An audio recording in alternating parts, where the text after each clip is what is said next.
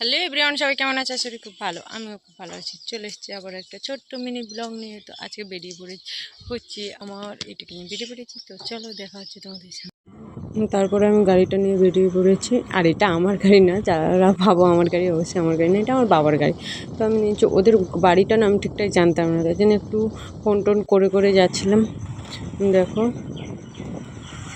আর ওই দিনে এত রোদ উঠেছে কি বলবো। তারপরে যে ওদের বাড়িতে কোন রকম পৌঁছেছে, পৌঁছানোর সঙ্গে সঙ্গে বৌদি আমাকে এরকম খেতে দিয়ে দিয়েছে। কত কি দিয়েছে দেখো, পিঠা, মিষ্টি, তারপর ফল, সব রকম লুচি, ডাল, এগুলো দিয়েছে।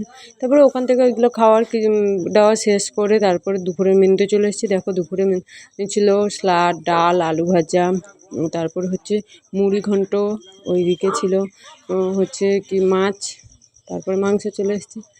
আর লাস্ট পাতে ছিল হচ্ছে পাঁপড়, মিষ্টি, চাটনি, দই।